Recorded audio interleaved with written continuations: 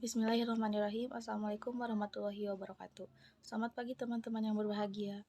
Pertama-tama, marilah kita panjatkan puji dan syukur kehadirat Allah Subhanahu wa Ta'ala karena telah memberikan rahmat sehingga kita dapat mendengarkan presentasi mengenai pelajaran dari dosen pengampu Ibu Mia Kusmiati, SEMM CTMOS MCE, dan sebelumnya perkenalkan nama saya Imayani yang akan bertugas sebagai moderator dalam diskusi materi manajemen mutu dan perencanaan pemeliharaan.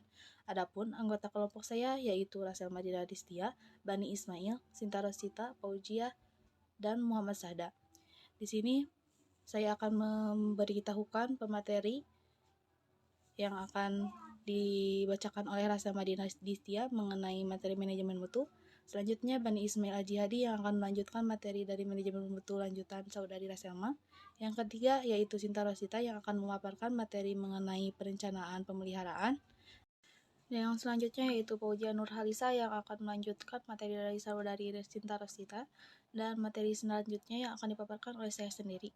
Baik teman-teman, langsung saja kita mulai ke sesi yang pertama adalah pembukaan. Sebelum itu mari kita mengucapkan bismillah bersama-sama. Bismillahirrahmanirrahim. Selanjutnya, penyampaian materi yang saya akan persilahkan untuk pemateri yang sudah ada di atas yang sudah saya sebutkan sebelumnya. Terima kasih. Assalamualaikum warahmatullahi wabarakatuh. Saya Rasel Madinah Distia. Di sini saya akan menjelaskan tentang manajemen mutu. Organisasi manufaktur atau jasa dapat dilihat sebagai sekumpulan proses yang mempunyai input dan output tertentu. Output dari proses tersebut berupa barang dan jasa, sedangkan input berupa manusia, mesin, material, teknologi, dan manajemen.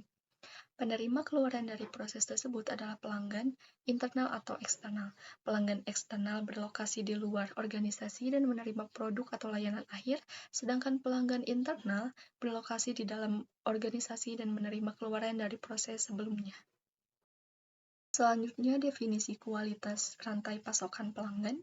Kualitas telah didefinisikan dengan cara yang berbeda oleh orang yang berbeda seperti di bawah ini. Satu, definisi transenden, kualitas adalah sesuatu yang mutlak. Yang kedua, definisi berdasarkan produk, kualitas adalah variabel yang tepat dan terukur. Yang ketiga, definisi berdasarkan kegunaan, kualitas adalah kesesuaian untuk tujuan tersebut. Yang keempat, definisi berdasarkan manufaktur, kualitas adalah kesesuaian dengan persyaratan. Yang kelima, definisi berdasarkan nilai. Yang keenam, pandangan Juran tentang kualitas. Yang ketujuh, kualitas desain adalah kualitas yang ditentukan oleh desainer atas nama pelanggan.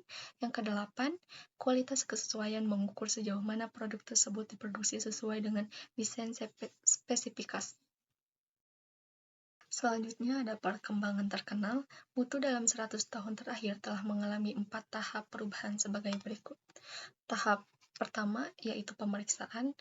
Tahap pertama ini disebut sebagai tahap inspeksi dan memiliki ciri-ciri pembeda sebagai berikut.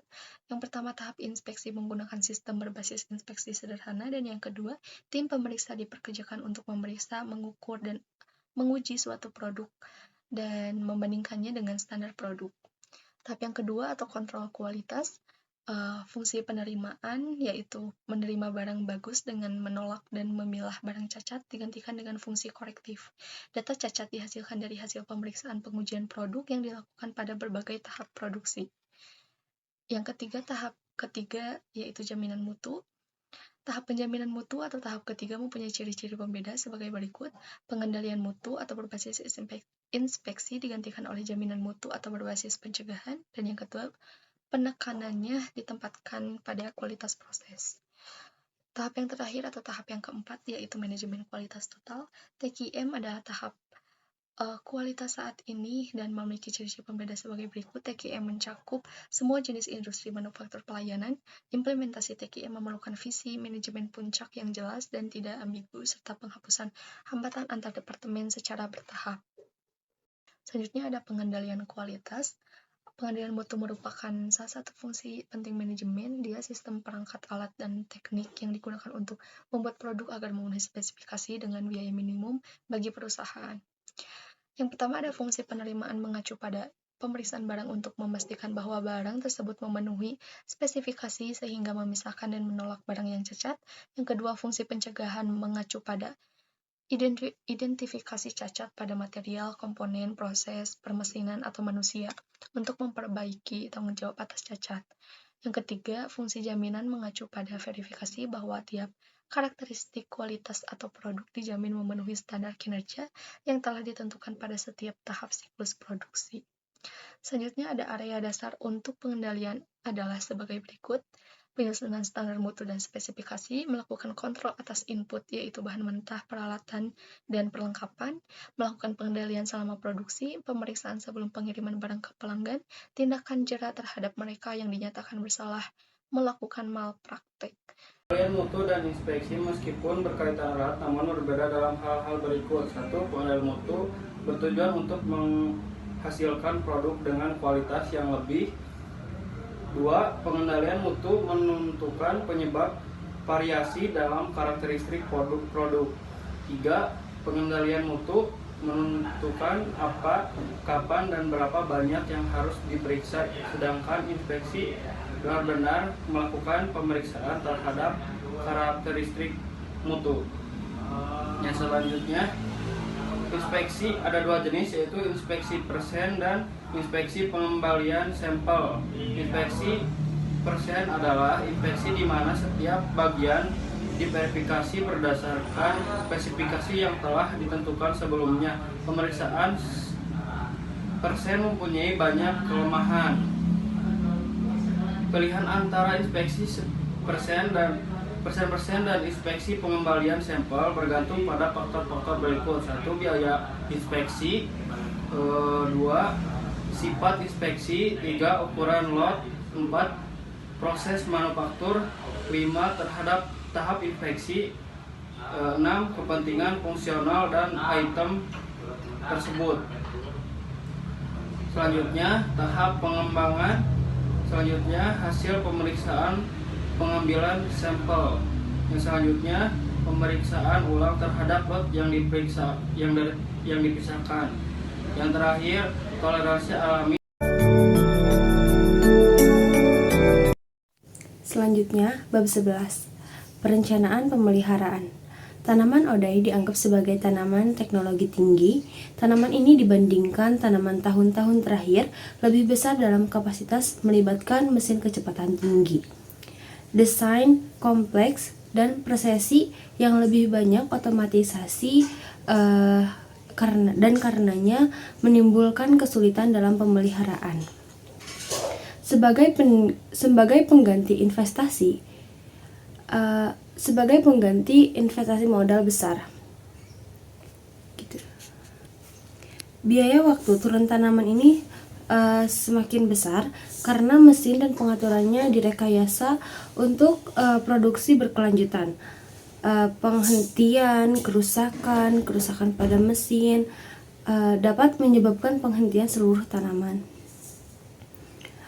Proses penurunan mesin tercermin yaitu ketidakmampuan mesin untuk mengambil beban yang ditentukan. Yang kedua, ada ketidaknyamanan mesin untuk menghasilkan dalam batas spesifikasi sehingga menyebabkan penolakan dan mengerjakan ulang. Selanjutnya, ketidakmampuan mesin untuk mencapai kecepatan yang ditentukan. Dan yang ketiga, ada pengurangan dalam masa manfaat dari berbagai komponen mesin. Dan yang terakhir, ada peningkatan biaya terhadap keselamatan karyawan yang bekerja pada mesin atau dekat mesin. Proses penurunan ini, jika tidak diperiksa, memuncak dalam rincian terakhirnya. Penghentian mesin tidak dapat direncanakan dan tidak terduga. Sistem pemeliharaan yang baik bukanlah kemewahan, tetapi sesuatu keharusan. Salah satu penyebab utama produktivitas industri India yang buruk adalah praktik pemeliharaannya yang buruk. Penyebab kerusakan tanaman. Selain cacat desain atau manufaktur, penyebab pabrik. Kerusakan dapat dikaitkan dengan satu atau lebih dari yang berikut. Yang pertama, ada gesekan yang lebih antara bagian-bagian. Dan yang kedua ada kegagalan untuk mengganti bagian yang diketahui memakai penyaring kontak dan kuas. Dan yang ketiga ada pendingin terabaikan. Kegagalannya yaitu untuk membersihkan ventilasi, pemanggang dan ducting atau yang lainnya. Dan yang keempat ada kesalahan kecil yang tidak umum, misalkan seperti getaran, suhu, kelelahan, atau yang lainnya. Yang kelima ada faktor eksternal. Sementara itu komponen yang mengarahkan pada kegagalan tanaman, misalkan kelebihan muatan mesin, bahan bakar yang salah, atau obstruksi asupan udara, kesalahan dalam peralatan lain misalkan seperti itu. Dan yang keenam ada desain manufaktur cacat peralatan atau satu lebih dari komponen. Dan yang ketujuh ada deviasi instalasi.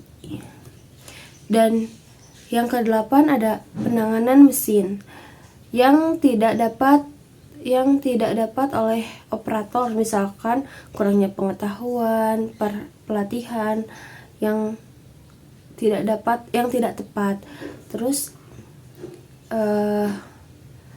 turun mesin seperti itu. Terus yang selanjutnya ada kesembilan, ditambahkan setup biaya, mengatur ulang pekerjaan pada mesin yang rusak setelah diperbaiki. Dan yang kedua ada perubahan kerja pada mesin yang dipenuhi oleh mesin yang rusak. Dan yang ke-10 ada kerusakan alat, kegagalan sistem hidrolik di mesin, misalnya seperti dapat mengakibatkan melonggarkan pekerjaan, dengan demikian menyebabkan kerusakan pada alat seperti itu. Terus yang ke-11 ada meningkatkan investasi WIP. Kerusakan pada mesin biasanya meningkatkan waktu siklus manufaktur karena pekerjaan diadakan dekat mesin yang rusak, dan meningkatkan investasi dan dalam persediaan WIP. Dan ke-11 ada upah lembur, dibayarkan pemeliharaan karena mesin memiliki broken down dalam produksi normal. Sangat memungkinkan sangat mendesak pembayaran lembur harus dibayarkan pada tim yang memelihara untuk mendapatkan mesin kembali ke operasi paling awal. Selanjutnya yang ke-11 ada jika suku cadang diperlukan dan tidak tersedia, itu harus dibeli di pasar dengan harga yang lebih tinggi atau premium. Dan yang ke-11 ada mengurangi peralatan yang sering cenderung mengurangi masa pakaian peralatan sehingga memerlukan pengganti prematur peralatan yang tidak hanya cukup investasi modal tetapi mempengaruhi struktur penyusutan. Dan yang ke-15 ada janji yang rusak. Perincian akhir biasanya menyebabkan kegagalan dalam komitmen pengiriman. Dan yang ke-16 ada menurunkan moral.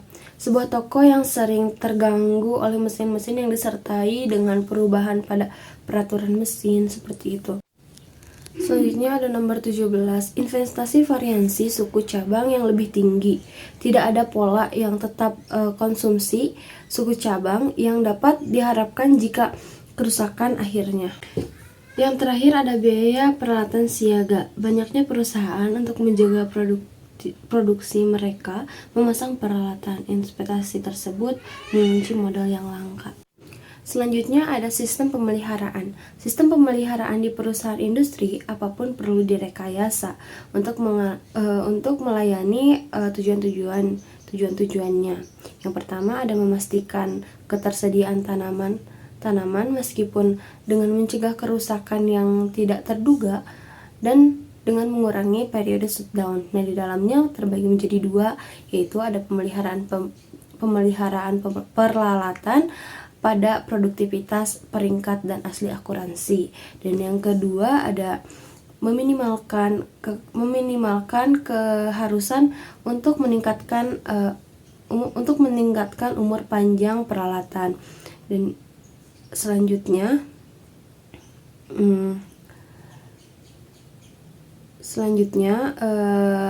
tujuan-tujuan untuk melayani yang perlu direkayasa ini ada penghapusan kondisi yang tidak aman yang menyebabkan kecelakaan sehingga memastikan keamanan kerja. Nah, peningkatan produktivitas mesin perlu melalui peningkatan modifikasi yang dilakukan selama overhaul terjadwal. Selanjutnya yang terakhir ada pencapaian semua tujuan di atas pada biaya yang paling sedikit perusahaan. Seperti itu. Terima kasih. Baik, selanjutnya saya akan melanjutkan materi dari Sinta Rosita. Di sini ada jenis pemeliharaan. Pemeliharaan terdiri dari dua jenis, pemeliharaan terencana dan pemeliharaan yang tidak direncanakan. Yang pertama, pemeliharaan terencana, yaitu pemeliharaan yang mengacu pada sistem pemeliharaan di mana pekerjaan direncanakan, yaitu kegiatan disesuaikan dengan jadwal waktu sebelum pekerjaan dilaksanakan sebagaimana mestinya. Contohnya ada pemeliharaan preventif untuk mengantisipasi kegagalan dan mengadopsi. Yang kedua ada pemeliharaan korektif. Selanjutnya yang kedua ada pemeliharaan tidak terencana, adalah pekerjaan pemeliharaan yang dilakukan tanpa direncanakan sebelumnya. Pemeliharaan darurat merupakan pemeliharaan yang tidak terencana karena kegagalan yang peralatan tidak diperkirakan dan sumber daya yang diperlukan untuk memperbaiki kegagalan yang tidak terduga ini tidak direncanakan. Selanjutnya ada pemeliharaan pencegahan. Pemeliharaan preventif adalah sistem pemeliharaan di mana kegiatan dilakukan secara terencana dengan tujuan eksplisit untuk mendeteksi titik lemah dan berfungsinya pabrik secara sempurna. Dipastikan dengan tindakan pencegahan yang sesuai, termasuk penggantian suku cadang yang masih dapat digunakan. Pemeliharaan preventif mungkin berawal dari pepatah mencegah lebih baik daripada mengobati. Sebagaimana dalam program kesehatan masyarakat, mesin segera untuk perbaikan yang mengurangi gesekan antar departemen. Perbaikan tersebut memerlukan waktu yang lebih singkat dibandingkan dengan perbaikan kerusakan, sehingga mengurangi biaya pemeliharaan dan meningkatkan ketersediaan pabrik. Inspeksi preventif ada dua jenis, yaitu dari eksternal dan internal. Inspeksi dari eksternal adalah inspektor yang dimaksudkan untuk mendeteksi seperti suara abnormal, panas, asal getaran dan dilakukan dengan memanfaatkan indera manusia pada saat peralatan sedang beroperasi. 5. Indera manusia dan karakteristik khas terkait pemeliharaan yang dapat diamati melalui inspeksi preventif. Misal, penyimpangan dari suara normal mesin yang dapat terdengar. Kedua, suhu motor bantalan dari bagian serupa dapat dirasakan. Yang ketiga ada scoring pada bagian yang disebabkan oleh keausan dapat diamati. Yang keempat ada baut dan mur yang kendor akibat getaran dapat diketahui dan dikencangkan. Yang kelima ada pemeriksaan kaca, penglihatan dapat mengetahui apakah elemen roda gigi terlumasi atau tidak. Yang selanjutnya ada pemeriksaan internal, dimaksudkan untuk mengidentifikasi cacat pada bagian yang bergerak, retakan internal dan ketika mesin sedang dalam keadaan mati yang telah direncanakan sebelumnya. Inspeksi internal juga dapat dilakukan untuk menyelidiki penyebab cacat yang diketahui selama inspeksi eksternal. Misalnya, peralatan perlu dihentikan untuk mempelajari keausan roda gigi dan pengoperasian spindle yang sebenarnya sebagai aturan umum harus dilakukan tanpa mengganggu aktivitas produksi. Ada banyak peluang untuk melakukan hal ini. Yang pertama, istirahat alami selama jam kerja. Yang kedua, jam non-produksi. Yang ketiga, libur mingguan dan hari libur. Yang terakhir ada peralatan stand up dan pengaturan mesin. Selanjutnya ada pelumasan yang direncanakan. Pelumasan yang direncanakan dikatakan sebagai sistem saraf peralatan. Pelumasan teratur dengan pelumas yang dipilih dengan cermat merupakan faktor penting dalam pemeliharaan peralatan mesin bermutu tinggi yang bekerja di bawah beban terus-menerus. Pelumas membantu untuk yang pertama, memperlambat laju keausan komponen. Yang kedua, jaga suhu bantalan dalam batas yang diizinkan. Yang ketiga, ada lindungi komponen dari kelembapan, debu, dan korosi. Yang terakhir, ada jaga konsumsi daya dalam batas yang diperbolehkan. Selanjutnya ada pembersihan dan pemeliharaan. Pembersihan dan pemeliharaan mesin merupakan aktivitas penting dalam pemeliharaan preventif. Pembersihan mesin secara berkala diperlukan untuk mencegah masuknya debu ke dalam komponen. Debu bercampur dengan pelumas, membentuk bahan abrasif dan menyebabkan kerusakan dini pada mesin. Kemudian ada penyesuaian dan penggantian.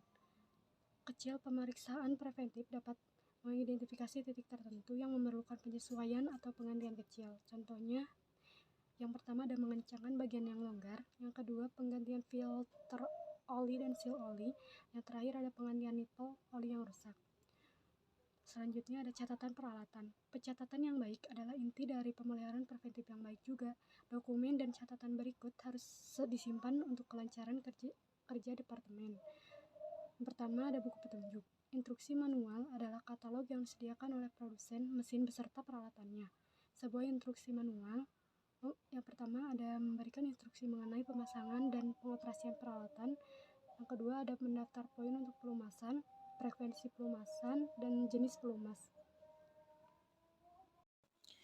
Baik, di sini saya akan memaparkan materi selanjutnya yang sudah dipaparkan oleh Saudari Fauzia Nurhalisa. B. Katalog suku cabang. Beberapa produsen menyediakan katalog terpisah mengenai suku cabang habis pakai dan suku cabang pengganti peralatan mereka.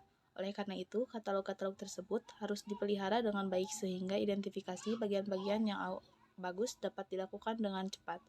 C. Diagram sirkuit listrik dan hidrolik. Diagram sirkuit listrik dan hidrolik biasanya dilampirkan pada buku petunjuk. D. Kartu peralatan.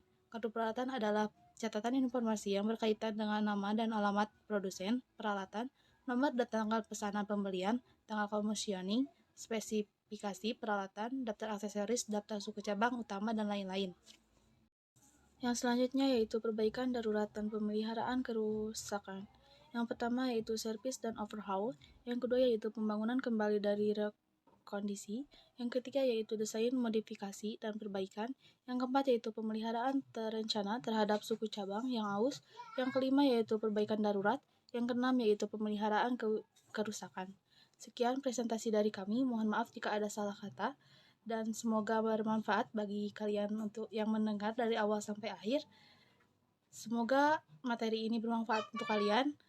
Alhamdulillahirabbil alamin, presentasi kami sudah selesai. Wabillahi taufiq wal hidayah. Wassalamualaikum warahmatullahi wabarakatuh.